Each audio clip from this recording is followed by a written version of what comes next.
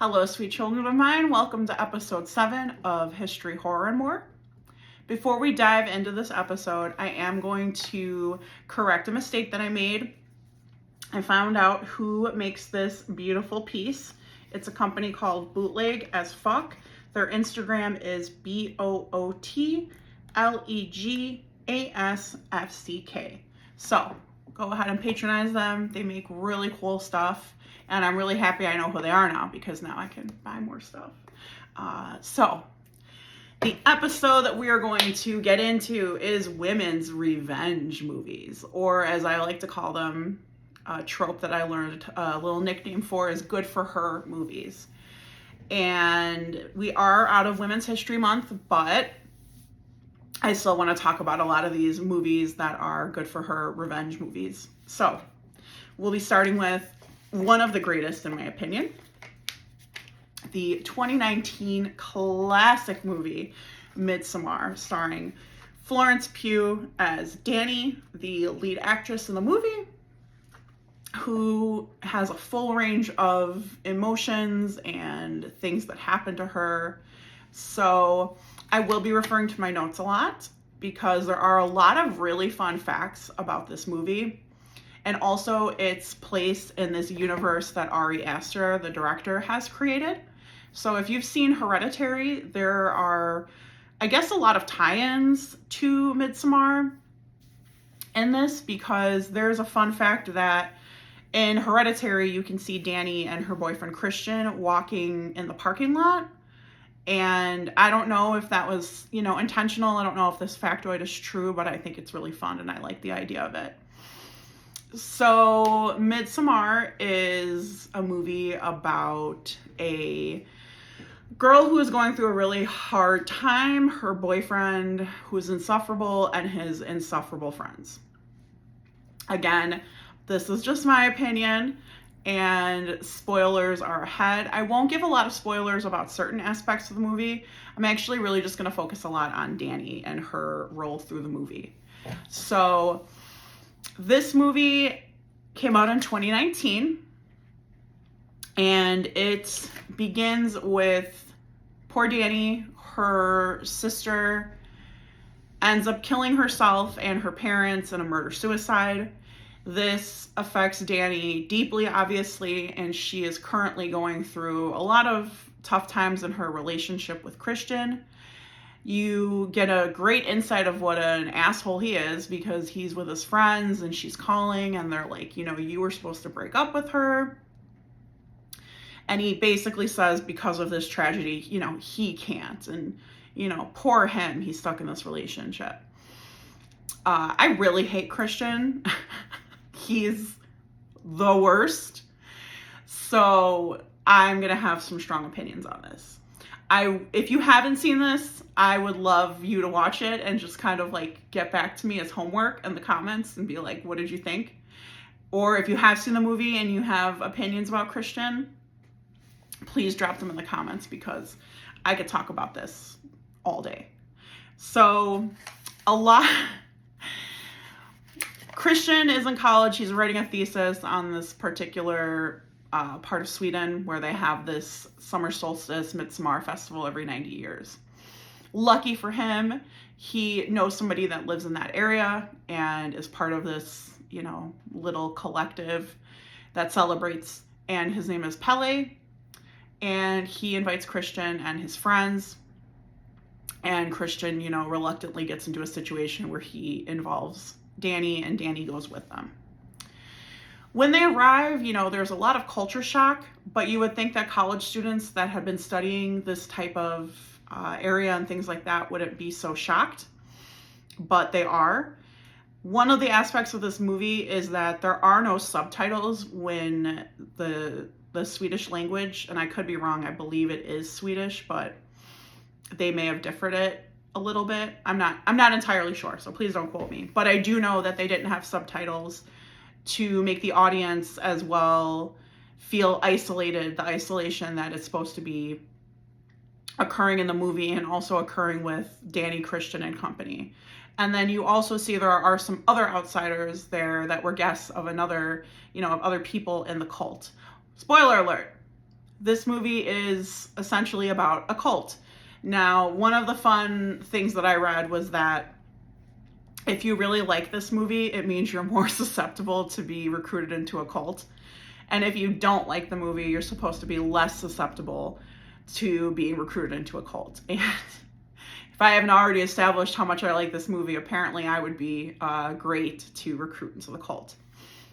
Neither here nor there, but, you know, I'm not opposed to being a May Queen and being able to sacrifice an ex-boyfriend or two. Just kidding. I mean, not really, but also just kidding. I'll go back to the fun notes. Christian and Danny and the friends and the other outsiders are very horrified by a lot of the practices and different types of things that the cult does. Again, you would think that people who were supposed to be well-traveled, worldly, you know, college-educated people would be more open to this. It also does speak to a theme that is in a lot of movies, that American people are just not respectful of other people's cultures, countries, customs, ways of doing things, that Americans are very, you know, spoiled in this way and they want to do things their way. I personally have never been out of the country. I've been to a lot of the US, but not out of the country, so I don't know much about that. But what I do know is that, you know, the same way if you're traveling throughout different states, there's different ways to act in different areas. So for me personally, find it like very bizarre that these people would be so disrespectful. Kudos to them though, because their acting is amazing, because throughout the movie, I'm like, wow, these people are pieces of shit. And Pelle, who invited Christian and company, you can tell that he's very interested in Danny and very sympathetic to what just happened to her. And another prevailing theory is that the cult kind of set up what would happen with her sister and parents. And it's not really, there's really creepy like occurrences throughout the movie. One of which is in Danny's home, there's a painting of a woman and a bear. In Danny's childhood home, there is a photo of a young blonde girl and then a laurel wreath on the frame. So there's all these like weird foreshadowing instances that occur in the movie. And again, Christian's friends basically make all of these disrespectful, like very, very ridiculous mistakes.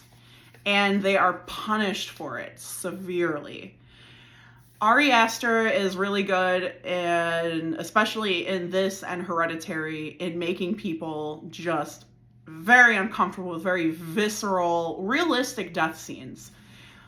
It's not unheard of that these things happen, and also that it would look like the way these things happen. There are so many, if you're into gore, there are so many just really gross, gory parts to this movie. So, and I don't want to say a lot about it because certain things happen throughout the movie to certain people for a reason.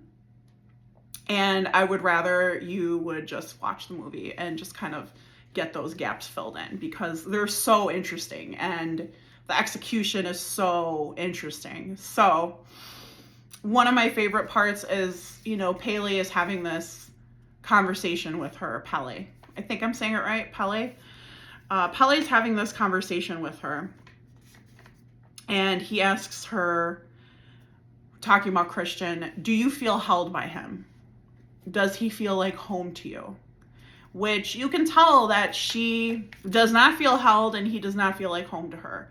And she's kind of stuck because she's going through this like tragic death of her family, but also her relationship is basically going up in flames, literally. So throughout the movie, there's all this tension and just, you know, you can tell that Christian is not interested in her anymore. Pelle, on the other hand, you can tell that this whole thing has been orchestrated, that he wants Danny in the cult. At one point towards the end, Danny participates in a maypole dance with the other girls in the village. And you end up finding out that she has been slipped hallucinogens. So she's, dancing, and the movie is so cool. Like, the color palette and everything about this movie is great. The soundtrack, the score is great. Just everything like flows really nicely. And one of the nice things that happens is you get this beautiful array of color from the maypole, from the flowers, from everything. And Danny really has this like aha moment, and then she's crowned May Queen. One of the great things about about this is she is so excited and confused and kind of blurry-eyed because she's on the hallucinogens. She does go off to find Christian. Lo and behold, he is cheating on her in another type of ritual the cult has, mostly just to set him up for what happens to him at the end. Danny sees this and she is rightfully traumatized.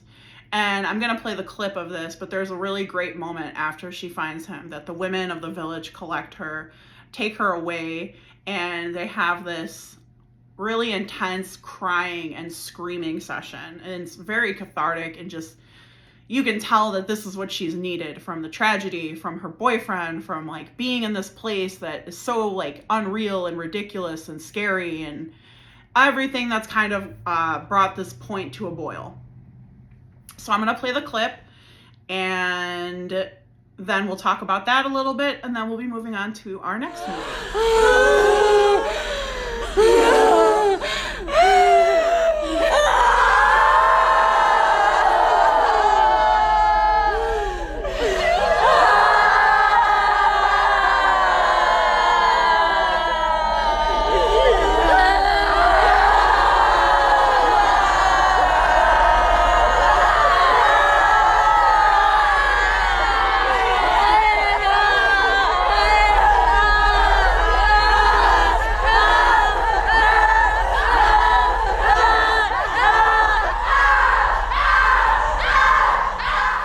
All right, so now that we've gotten our cathartic cry on, we can talk about the ending and why this makes it the best Good for Her movie, in my opinion. Because of his infidelity, the villagers have selected him to be a sacrifice, but Danny has to make the decision between him or the way they normally do it, which is a lottery, and then a random villager is picked.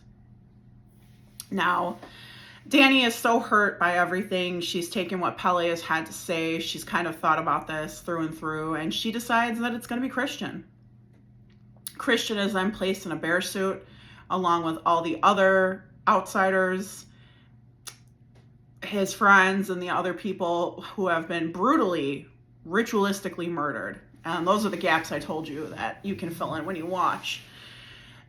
Then the sacred temple is set on fire. And even though the whole movie, Danny is either crying or hyperventilating or frowning or sad or just, dealing with all of this horrific emotion that's being placed on her from family, from tragedy, from her relationship, from everything, she kind of has this like moment, and the movie ends with her smiling. And it's fantastic. And good for her. So one of the things about me is I love collecting horror movie scores on vinyl, soundtracks, and I was lucky enough to pick up this one. It's an original score composed, produced, and mixed by Bobby Creeley, and the cover art is beautiful, but then the most exciting part is the inside artwork. If you don't collect vinyl, it's probably good because it's a very expensive habit, but it's worth it because the artwork is so beautiful. One of the other things that I love about it is that now I can pretend I'm in my own Harga festival all the time. So there's that. So now we're gonna move on to our other movie, which is 2014's Starry Eyes. I know I have a lot of favorite movies, and I do. But this is probably one of my absolute favorite movies, and it's my favorite Good for Her movie. I have a lot of feelings about this movie.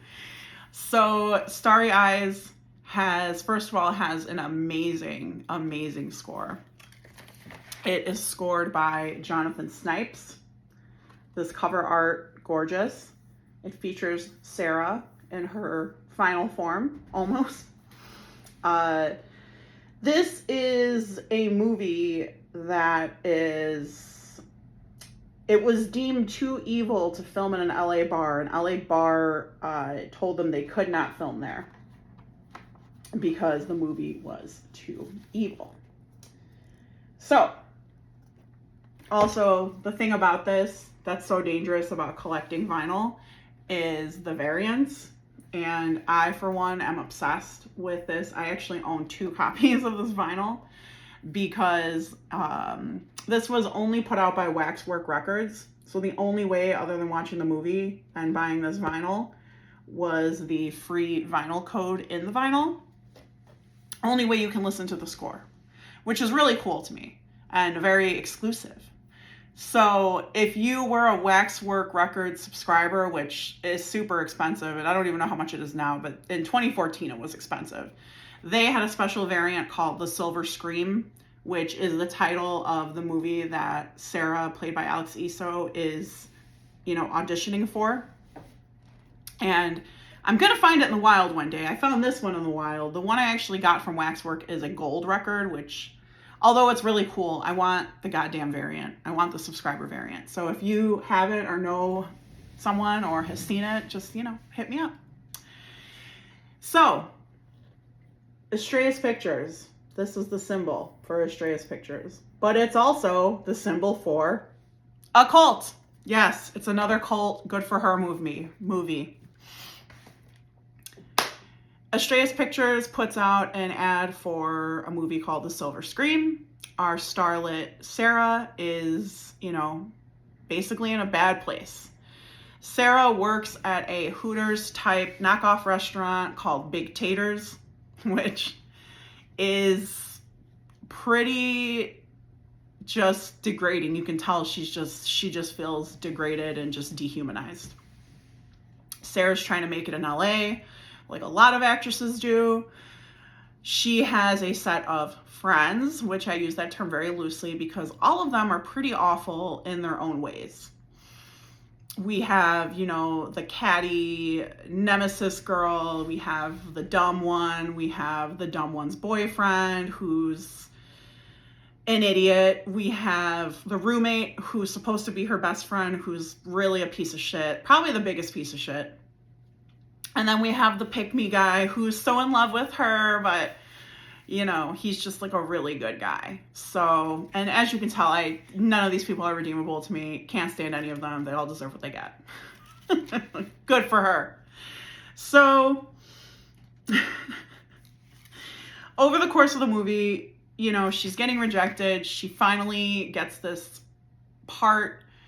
Well, she doesn't get it yet, but she gets on the track to get this part in this movie, and it's an old movie house, and she feels, so lucky to have gotten an audition, even though the ride has been rocky. And again, I am telling you spoilers, but I don't want to tell you a lot because I do want you to see the movie so we could talk about it. And there's so much cool shit in this movie. Just a couple of the scenes were based loosely on like what the directors heard about a David Lynch audition story they heard. And there's so many cool factoids about this movie. And, the whole part about the LA bar that wouldn't let them film because they, deemed it too evil. The score is pretty evil, but it also, from what I understand, the score also helps kind of illustrate where the movie's going. And when you listen to it and I've seen the movie a lot of times. And I actually revisited yesterday in preparation for this, even though I could definitely tell you line by line. I did listen to the score specifically as I watched the movie, and it really does kind of tell the story as it unfolds. The ebbs and flows of where Sarah's at and what she's willing to do, which she's willing to do anything, which is great because the cult leaders are willing to give her everything as long as they get everything.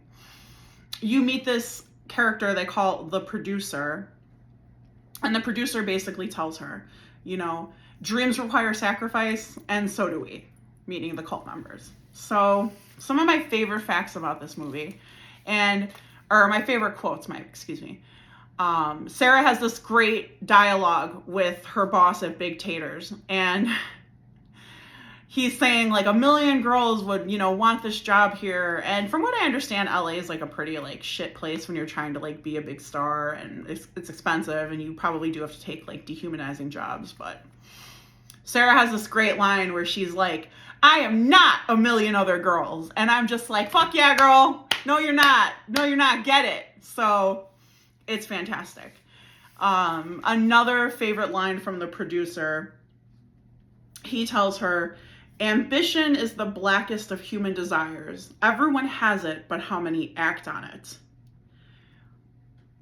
Crazy, because it's true. You know, in this industry, from what I understand, you do have to do a lot. You have to sacrifice a lot, and you know, I'm heavy in the belief of like the Illuminati doing crazy shit. You know, it makes sense that there's evil and different prices you have to pay to be linked to this.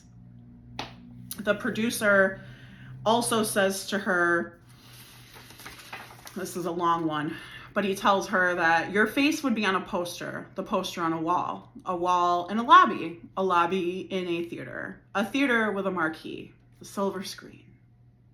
Scream. Take a shot every time I say or mess up a word, and you'll probably be drunk by now. The casting director tells her, and this is the scene where the directors got the imagery from a David Lynch audition they heard about. Casting director says, Sarah, if you can't fully let yourself go, how can you transform into something else? This is very important because she does start a transformation process, which essentially is her rotting from the inside and outside. Her behaviors change. Her alleged friends notice, you know, they're very judgmental for different reasons. And a lot of things take place where you're like, God damn, like if I were her, yeah, I would sell my soul to this cult, or I would move, you know. There's so many variables that she could have done. But she chooses the cult route, which is why we have this movie. So Astraeus is the cult, and, you know, hail Astraeus. The producer, you know, basically tells her, like, if you really want this, you have to kill your old life. Kill your old life. So as she's literally physically dying, you know, she gets a phone call, and the producer says to her, you know, did you think it was going to be this easy? Did you think that you were just going to get everything that you wanted? And this is where the classic quote says, you know, dreams demand sacrifice, and so do we. So the cult wants something from her. And like all evil and like all cults, you know, Faustian type deals, it requires blood. So Sarah's awful friends end up meeting a very grisly, gory end. Like the kill scenes are just fucking so visceral and so rewarding because these people are horrible. I mean, the one girl does get it kind of gnarly, and the one guy doesn't get, you know, they deserve to be killed, but some of the kills were definitely pretty gross. Super bloody, super gory, and definitely like amazingly executed by Alex Esau. Phenomenal. So she does kill her old life and passes out. She passes out on a bench. Cult leaders emerge. She's taken. She is ready to transform. A bunch of cult leaders come up the hill, like the Hollywood Hills, and they bury her. There's a very cool transformation scene. Cut to the next morning. She wakes up. She is restored, and she sees a box that says happy birthday on it. She then goes home. She is no longer covered in mud. She is now clean and pure and laying naked in her bed. Her terrible roommate comes in, and this is the last shred of her old life. And she meets a very gruesome end. And then Sarah puts on the birthday present, which is a wig and a dress, does her makeup, and puts on the final part, which is her Astraeus charm. And the movie is over. Fantastic, fantastic movie. And it's filmed in a super like vintage type way. And Alex Essoe, who I did have the pleasure of meeting at a convention, she is so incredibly sweet. What a sweet, sweet person. She was really nice. She talked to me for a little bit, and we talked about some of the movies she was in and just her role and how much I love this movie. So if you're watching, Alex, like, thank you again. Like, it was really cool meeting you. I wish I brought my vinyl for you to sign, but I messed up. Either way, this is pretty much going to be the end of the episode. Thank you for watching, for liking, subscribing, sharing. And we're going to continue to talk more about some women's revenge type good for her movies. And then don't worry, because I do have some other stuff cooked up for the month of April and going forward. So, sweet children of mine, this is going to be me signing off.